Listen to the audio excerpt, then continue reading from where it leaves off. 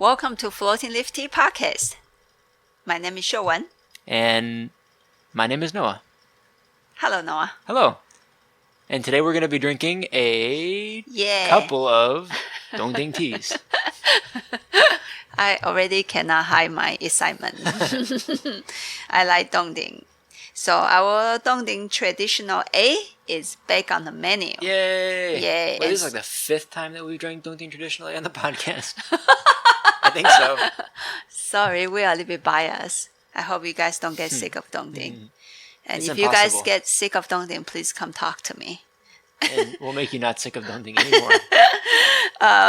So anyway, we are going to actually compare our previous batch of Dong Ding Traditional A and the current batch of Dong Ding Traditional A. And if I don't remember it wrong, the Mrs. Su farmer, sometimes it's kind of weird to just call her the farmer's wife, Mrs. Su, because she really the is farmer. actually the farmer. Yeah. She take care of the fields and then produce and make pretty much all the teas. And then later we'll tell you what Mr. Su really makes. So we should call it Farmer Sue and her husband, who makes all kinds of fruit concoctions. Here you go. Anyway, we'll have that short story, side story coming up because it's really fun. So I think she told me that these two batches of tea are actually exactly the same tea. Just the current one, she has a little bit more time, and then so she roasts it a little bit deeper for me. So super excited with that kind of a approach in a tea. And then they all know that I like my Dong Ding tea a little bit darker. So this is actually the way I like it. And we got there in the evening. She said that she had been up since 3 a.m. Something like that. roasting tea. Yeah, I feel kind of bad because I didn't call them to like a little bit earlier than that to let them know that I was going up to Dong Ding to see them. So anyway, I just rinse both of the teas, and we are going to smell the last year's batch first. And this year's. This most recent roasting, I guess. Mm-hmm. Even when you hit it with hot water, it doesn't quite open up as quickly. You have to wait a little bit longer. Yeah. Which is kind of interesting. Mm-hmm. But the general profile of the tea is much richer. It's very rich But and savory. last batch is already that. Oh, okay. I can smell the tea base. I can smell the roast because it had been here since April? I don't even remember. I think so. Yeah. I think it's been here since April. So it's been here a long time. It's had plenty of time to rest. And then the new roast will require some time, but it's opened up really nicely. That's why I dare to put it on the website, because we actually already had the tea here a few weeks ago, and then we didn't list this tea until maybe like 3 days ago, 2 days ago, because it right now it finally is opening up to a point that I feel that it's a good tea. Before it was too locked up. Yeah, and so if you decide to buy this tea, just enjoy watching while you drink it, either in a daily basis or once a while. You are gonna see change. Yeah, this really fun about Dong Ding that I like about the quality is it actually changed quite a lot. And the tea doesn't mean the tea is stale or anything. It just keep like either opening up more or show you a feature that you don't get to see last week. And I really like Dong Ding tea with this kind of surprise quality. So while I'm brewing tea, we can have Noah talk about his experience on Dong Ding Mountain. It was his first trip. It's the first time I've been to Dong Ding. Yeah. Really fun. Yeah. I love Dong Ding. It's beautiful. It's an incredible place. Just the physical place is really special. Yeah, the physical place. Yeah. I love going up there. I love that place, even though it's very small, but it feels really big. And it feels old somehow to me. Yeah. And I just love the feeling about Dong Ding Mountain. And just the way all the plants grow so vigorously up there, like everything is totally overgrown with all kinds of gigantic looking plants, and everything feels so alive. And yeah, I mean, just like a lot of big open space too, because it's mountainous, and then you can kind of see across these big valleys, and it's just like so much wide open. Yeah, so much wide open space. It's beautiful, mountain vistas. And then the farmer is my new best friend. So for those of you that, some of you that actually know my stories on Dong Ding, I won't say that it's one of the most pleasant tea journey ever, because of Mr. Su. He's quite a personality. Let me put it that way. I do consider him. My early on in my tea journey, he was in a way one of my biggest teachers. Not necessarily teaching me about tea, just to be honest with you. But he asked me one sentence which I keep in my mind for many years. He asked me to challenge me, actually. Like he said, "Miss Tai, when you drink a tea, do you know if it's a good tea?" And that sentence struck my head like a bell. I mean, not physically hit me, it's the sound. And it was really big. It was a very profound experience to me. And I always think about that question when I do tea. And I carry that on for many years. And I still keep it in my heart because I think it's really important. When anyone drink a tea, do we know if it's a good tea or a bad tea? I think it is very important to know where the tea is at. But anyway, as I mentioned earlier on, that he is quite a personality. So the experiences there on Dong Ding Mountain with him is not, I won't call it easy sometimes. And so when Noah went up there this past trip with me, I actually didn't know what is gonna happen. I didn't expect it to be easy. And somehow, I have to tell you, this is the easiest Dong Ding trip that I have ever had. Yeah. He was in a good mood. He was on a good mood. And I think Noah quickly learned how to talk his language. And maybe I should let him talk about the story. Well, I just had a lot of fun with him because he's so... he's just a very interesting character, you know? And just hang out with him and he'll like say like, this is so natural and this thing is natural and things that you buy outside are not natural and this one is really healthy, and I'll just say, you know, this one's really healthy, I like this one, this is good. And then he'll say stuff like, he has like a few English phrases that I really like to repeat after he says them. He says, I couldn't tell what he's saying at first because he's speaking Taiwanese with Shiuwen, and then he would speak Mandarin with me, and then he would just whip out a phrase of some other language I couldn't understand, and it sounded like a good eating, something like that, kind of like, and then I realized he's saying good eating. So then he would say good eating about the food that his wife prepared, and then I would just return to him, good eating. And with thumbs up. With thumbs up, yeah. Yeah. And then we just laugh and eat some food, and he would like put a bunch of stuff in my bowl. I just eat everything that he put in my bowl. Yeah, just really fun. He's super fun. So I was really happy. I wasn't expecting to make a friend up on Dong Ding. I was expecting it to be more difficult based on, you know, stories I've heard about this farmer. But yeah, it was super fun. We had a good time. And I love his tea. I've been drinking, well, his wife's tea also. I've been drinking their tea for a long time now. Maybe 5 years or something like that. And I used to drink this tea every single day. I used to sit down in the morning before I came to the shop. Or when I worked at a coffee shop also, I would sit down in the morning before I went to work. and drink this tea and just practice with this tea. And it means a lot to me. So being able to meet those people that made this tea happen, and then seeing the place that made this tea happen just made me feel really happy.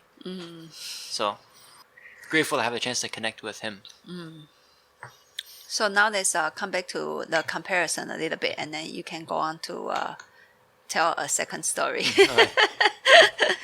We actually loved, I personally really love telling stories. So when it comes to tea, and I think it indirectly and directly connect tea drinkers to the producers, farmers, etc. And for me, it's very fun and it's very important.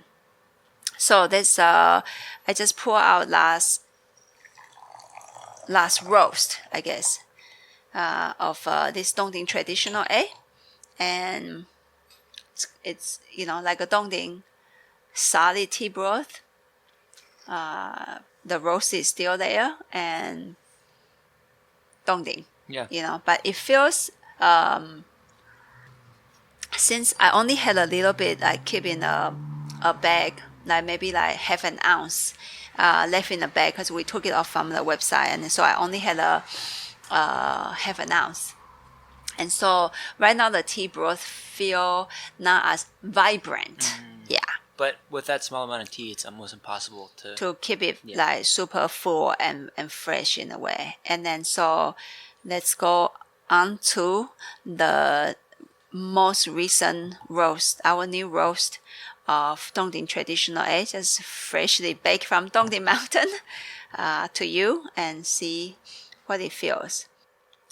Ooh, and I push it pretty hard because when Mr. Su brews tea, I do have to tell you, I think many times he forget that he was brewing tea because he also like to talk. He's into what he's saying.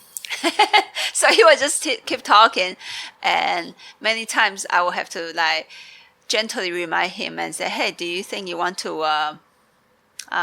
Would you like to decant the tea?" And sometimes his wife will sit there with us, and she will tell him, "Say, it's time to decant the tea." There was one time when he was one of the brews he was doing when he was telling us that we're stupid for buying expensive tea, and that another person that goes up to Dong Ding buys cheaper tea and then re-roasts it for himself, and that's the smart thing to do. And then he just kept talking about that. Basically how dumb we are for buying his more expensive tea. And then he totally forgot that he's brewing the tea, and like, Shiuwen's like, "Oh, you forgot to brew the tea." He's like, "My tea, no problem." A good Dong Ding tea, you can brew in many ways. Good drinking. And then so he was just like, I know that when I ask him to gently remind him to decant the tea, that is gonna be the next talking for quite a while. Like his tea can be brewed many different ways, long time, short time, and then he will show in the seriously sometimes 2 minutes in a guy one with like quite a lot of leaves in there, and of course it's strong, but it's actually really drinkable. And so he will just look at me and say, "You see? No problem." And then, which will bring out another subject, like why are we buying other teas, and those are fake and bad teas, it will destroy my health and blah blah. And so that's where I think my Dong Ding experience is not as pleasant, because I do have to listen to some of the subjects that I don't necessarily talk about it during the tea session. Let's put it that way. But he's actually really adorable. I think he just, grew up on Dong Ding Mountain, and that's what he believes in. And they do it really healthy, not because, they shop at like organic stores that specialize in this and that. They pretty much have all the vegetables they eat grown on Dong Ding Mountain. And then he harvested, fruits that I don't even know where he found those fruits sometimes. Sounds like there's just fruit trees that other people planted and then they forgot about, and he just like knows where they all are and then picks them. Yeah, and this is one thing I think we should practice and should know. They are not wasteful people at all. They are absolutely not wasteful. I remember many years ago, he drove me around. He loved to drive. He loved to drive people around and visit other tea farmers or his relatives and his colleagues and stuff. And one time I remember we were driving around, and then he saw something on the on the side of the road, which is a fruit tree, and what is those kind of fruit? Almost look like durian. Jackfruit. Jackfruit. I think it was like some sort of jackfruit, and then the jackfruit. That jackfruit was kind of cracked open already because it fall on the ground, and then he just quickly stopped the car and then went over to the drop jackfruit and picked it up, and I can roughly see that there are ants inside. And then he just opened the trunk and then put it in the trunk. And me, it's more like I pray that the ants don't just crawl over the car. And then he just told me, say, those are edible. I said, sure, I bet it is. And he said, we shouldn't waste food. I said, oh, okay. And he's then not afraid of ants at all. No. And our meals there, if like tonight, after the dinner, if we didn't finish some of the foods, for sure we'll see like those repeated dishes. The Mrs. Su, she will pan fry the leftover food again, heat it up because there's no microwave there, and then so she will just pan fry it, heat it up, and then we'll eat it for breakfast again. And so if you don't have that kind of habit, it's gonna be a little bit like rough, especially things that you probably not like eating. Like ants. I definitely ate some ants. But the thing is, it's also really wonderful to remind myself that I am quite spoiled and wasteful. Some of the food is just I don't want to eat this. And then they would just eat those foods again. And then with fruit, he is totally not wasteful. He just go to some trees that just there are some fruit, and then so he will pick them, which come to a really interesting story that he loved to ferment those fruit that he picked. It's like he makes a vinegar, like a sweetened vinegar syrup out of them. He just puts them in a big... When you walk into his house, there's like these, I don't know, maybe 10 or 15 gallon jugs, big plastic jugs full of... If you look closely, you realize it's full of fruit and then their juice. And then a lot of mold growing on the top. And I think there was probably like 10 or 15 in the first room. Small room too, maybe about as big as our shop. And then you go back in the next room and there's more. And then you go back into the way back room where Mrs. Su does all the tea roasting. And there's probably like 50 of those things full of this fruit juice. So he must spend all of his time making this fruit concoction. So he's really proud of it. And every time we saw someone, like when the taxi driver drove us up to his house, we get out and he grabs a bottle of this fruit juice stuff and then a bag of dried fruit and hands it to the taxi driver and asks him to stay for dinner. And the taxi driver says, "Oh, and I have a bento box in my car." But he has like a bottle of this vinegar drink and then a bag of dried fruit from Dong Ding to eat. And then every time we saw someone, we passed someone on the road when he's driving us around, he stopped and he gave him a bottle of this fruit drink and a bag of dried fruit, which is, I think, really sweet. Yeah. And then I ended up drinking a lot of that stuff too. Yeah, and I normally I don't quite like to drink that much. So in actually many years, I just say, he says, "Do you want to drink some?" And I just say, "No, thank you." And then so he will mumble stuff to me. But in 2016, I remember 2016, I brought Jake and another tea friend, David, up there. And I was so thankful with these two gentlemen. They actually enjoy drinking them and they make Mr. Su really happy. And I got a luxury of sitting there and then liberally saying, "No, I don't want to drink that because he already quite preoccupied and being very happy with Mr. Jake and Mr. David to feed them all the concussions. And then this year I actually joined them and drink some, but I think it's a really bad habit that I say yes to one because you will just keep pouring me the next one and the next one. Yeah, if you say you get to really draw a hard line if you want it to stop coming. I think I drank 15 different ones. And it's very small. Yeah, really just tiny one few sips. But it's also very sweet and Yeah. very vinegary, so it's pretty intense to drink that many of them. Yeah. But it was still really fun for me. And then the very last one, Oh my he goodness! wanted to mix it with gaoliang, which is like sorghum. Taiwanese sorghum liquor. Yeah, and So, it's like, like maybe 57%. Really, really strong. Like Fireball. cask strength. Yeah. Super strong stuff. White liquor, like moonshine. And And then he just then mixed them. he's like, oh, it's really good like this. And he was talking to me about how it's like the sorghum liquor is natural and the stuff is natural and it's all natural, so it's really healthy. And he drinks it every night when he's watching TV. So I thought, okay, I'll just have a little bit and that'll be like the end of my drinking this stuff and then I'll go to bed. And he pours me like... Maybe I don't 4 know. ounces. Yeah, it was like a cup the size of like like an average sized guy one. So maybe 120 milliliters of this stuff mixed with that really sweet fruity drink.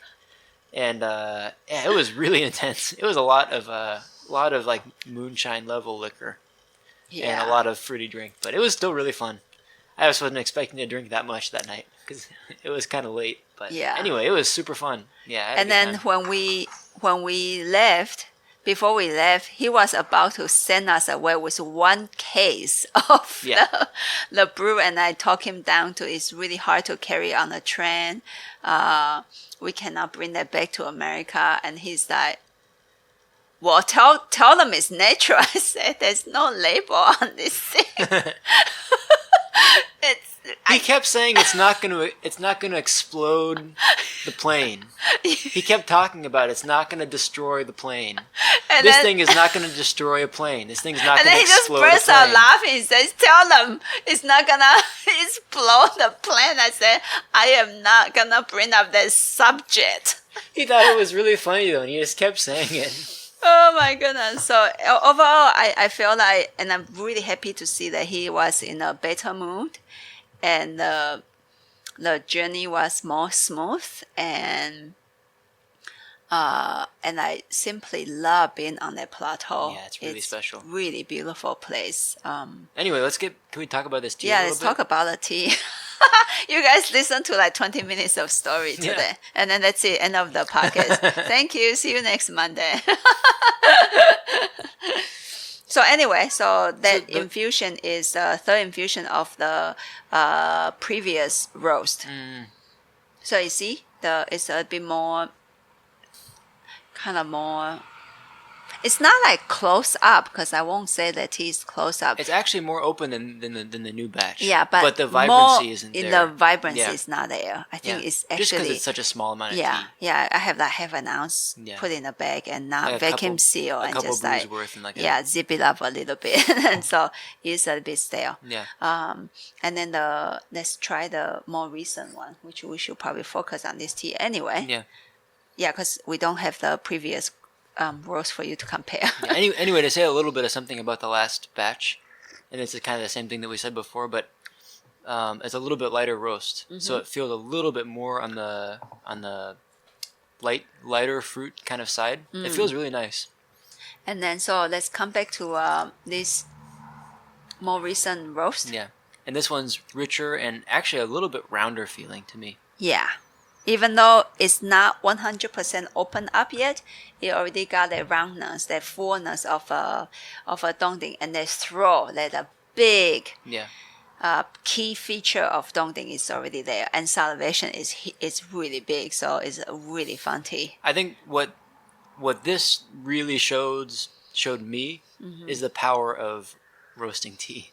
Because the last one was a rushed roast. Yeah. To be completely straightforward. We said it before, but yeah, the last one, not a bad roast, but it was rushed and it wasn't as deep as it could have been. But with a good intention, Yeah, though. totally, So when totally. you guys drink the tea, you probably still feel very good. She Yeah. was just very worried that I don't have any Dong Ding here, Yeah. and so she rushed the roast and just quickly sent it out in Yeah. its breath smell. Yeah.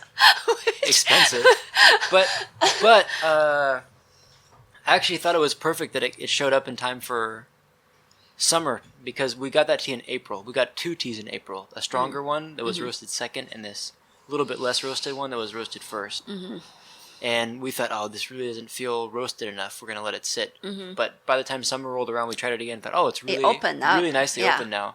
And it's not as heavy, which is really nice when it's warm out. For summertime. Yeah. So And it worked out timing-wise Yeah. like a blessing to us. Yeah. And just work out with the weather, the timing super well. And this time, I mean, it's not as rushed. You just get up super early in the morning and then try to prepare the tea for me. But you can see that she is not, like say, okay, let's roast this and quickly ship it out. Because I put the order and then we taste the tea with her and it was fantastic. And I was very grateful that she worked so hard for such a, in a way, for me, for them, it's probably a very small order, but they put so much care to it. And it's just very good. So yeah, the power of tea roasting with exactly the same tea. Yeah. This is the 3rd time we've carried the same exact harvest. And see how it can actually change a tea. I think that's very exciting to learn tea roasting. And so probably some of you guys, we talk a little bit about it in a previous, not previous, exact previous, maybe 2 episodes ago or 3 episodes ago, that our charcoal roast master, Mr. Zhang, officially accepted Noah I'm so excited. to learn tea roasting. And until today, I have very mixed feelings on that one because I'm so competitive. But I think it's going to be very good. He told me, he said, you guys have different qualities, and you should use your qualities. So, but he never really clearly tell me what my quality is. So I hope underneath the current, you guys can hear how bitter I actually am. But when he told me, I was almost too excited to really know what to say. But I can't wait to go back and learn from him. Yeah, so we are very excited. I mean, besides our house oolong tea here, hopefully in the near future, which will be the next few years, because it takes at least a few years to learn. But when we are capable to have enough resource, then we are going to send Noah in there maybe for 1 month at a time. And so he can pick up a little bit here and there and just, have fun and to play around with it. He already started to play in a shop. Yeah, I'm not every morning, but every couple of days I try to roast just with our little electric roaster just to practice and see the way tea changes over the roasting process. But yeah, I'm really excited to go there and learn how to do it with charcoal. And this at least 3 or 4th infusion, I actually soak it for quite a while, and the tea broth finally opens up very smoothly. The link shows up in the mouth, in the throat, and reach into the chest of the body, and solid and wonderful.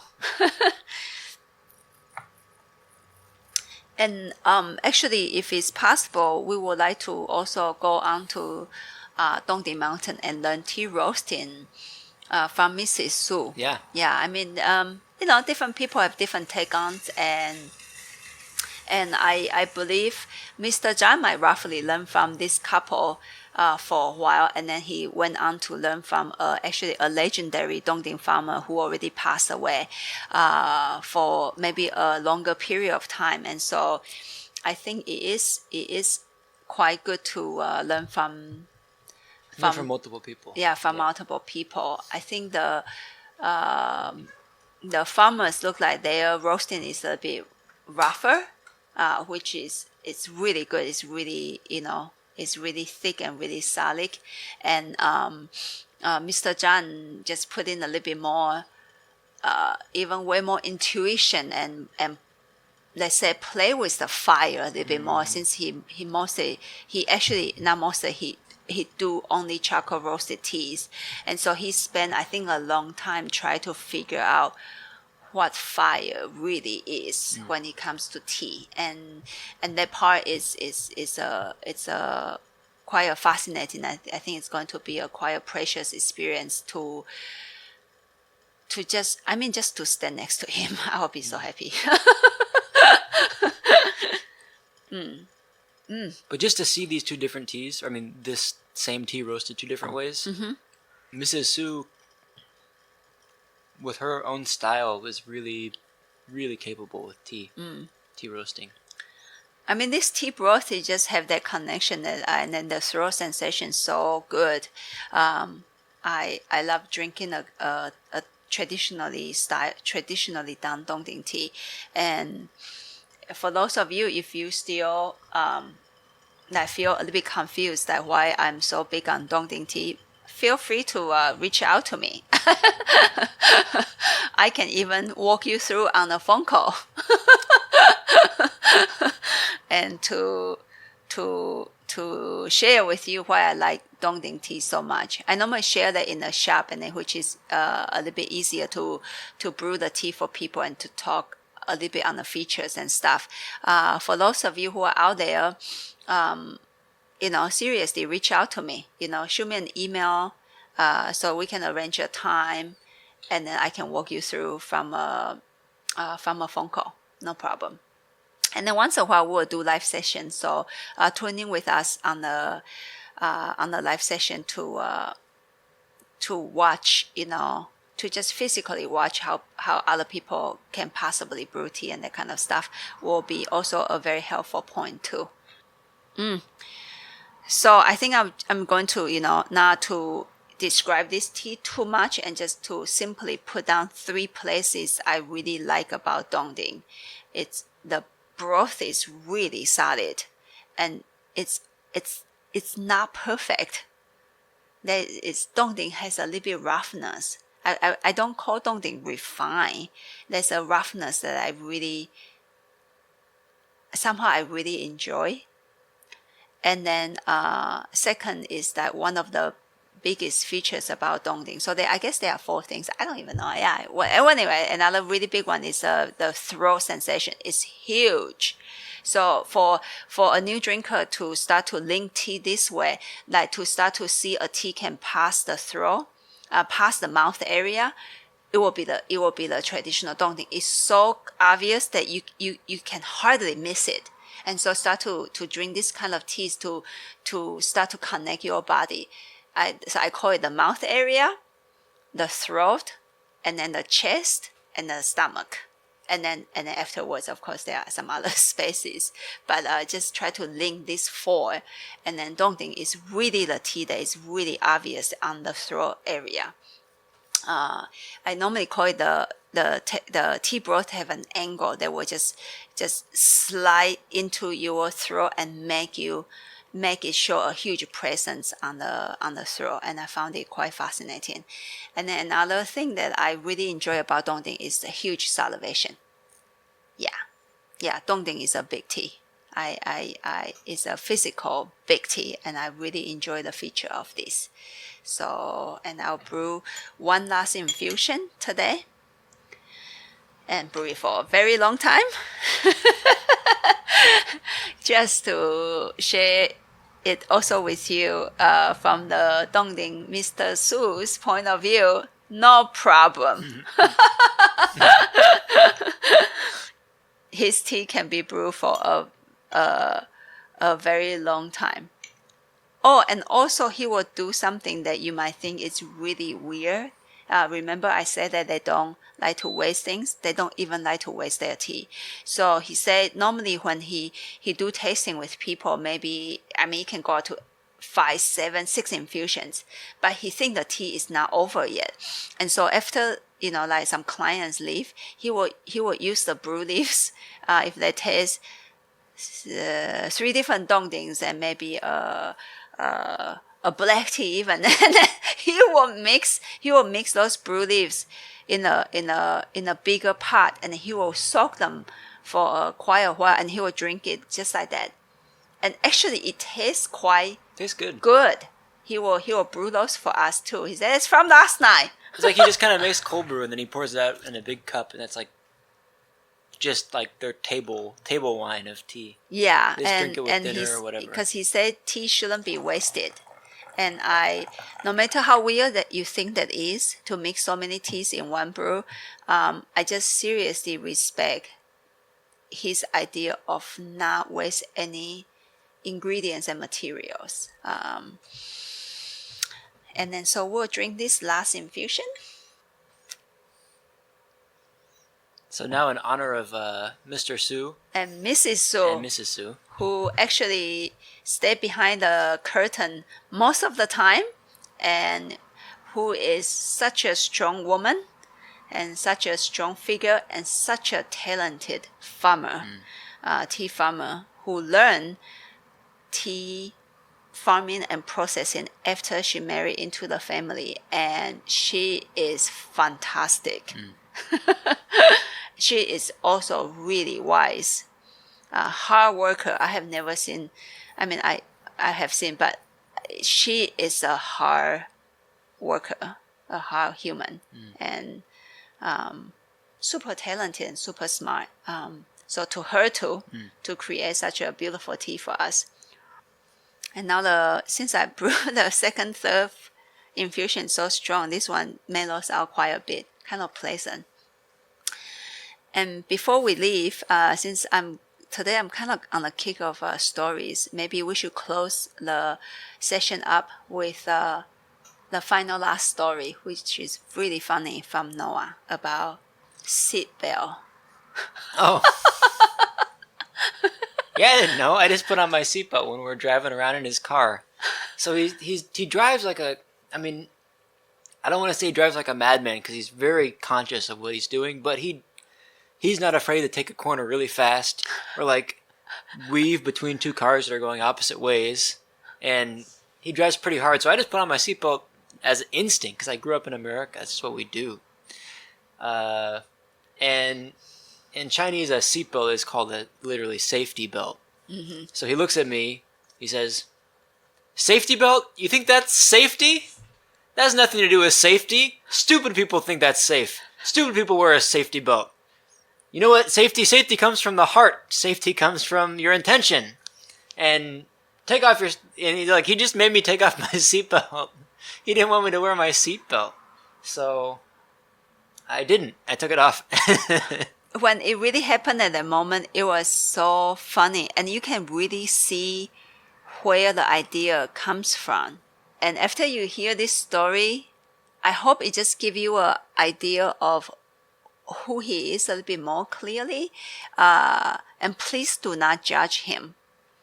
As I say, he grew up on Dong Ding Mountain with all his life, and Dong Ding Mountain have roughly about 100 families. I mean, he can drive up to the next mountain plateau pretty fast, and which probably had another 100 families. But still, it's a small place. And I'm not saying that he's narrow-minded or anything like that. It just is.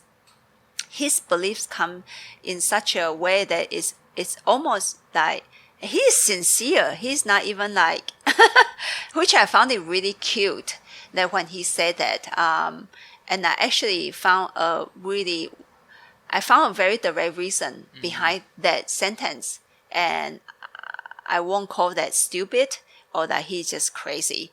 But I would say, see him as he is, as this past so many years that I am practicing that. But after you hear this, please do put on your seatbelt. Yeah, don't stop wearing your seatbelt. Okay, this is not our lesson of today. We just want to share that story somehow. So, yeah. So much fun. Yeah, I feel like he's looking after me. Yeah, he actually did it out of sincerely good intention, looking out after us. Whatever he say he does, eating wise, everything he is looking out for us to eat natural, healthier food to in a way tell us not to be blinded by a branch of thoughts that try to control us, etc., etc. So he actually really sincerely do and say those things out of a kind heart. I think it's just his presentation can be a little bit rough. And I love their teas. I love Mrs. Su. I hope that in the near future that we can spend more time there while she's roasting tea and really try to take on her wisdom on tea roasting and take on her wisdom on life. Because for many years, I wonder how she can deal with the husband. And she's just like that solid big tree to me every single year, and extremely kind and physically strong. So that's why I think I see her as a tree, and I just want to learn from her also. So maybe in the near future that we can do that. And Gotta learn Taiwanese. Got to learn Taiwanese, correct. Yeah. And enjoy your Dong Ding tea and reach out to me, tea@floatingleaves.com, if you still have no idea why I'm so crazy over Dong Ding tea. So with that being said, please support our podcast program by listening to it, by subscribing to it, by telling your friends and family to listen to your podcast, to our podcast, sorry. You can tell them to listen to your podcast too. Yeah, also. And then to shop on our website, floatingleaf.com. And we'll see you next Monday. Happy tea drinking. Bye. Bye.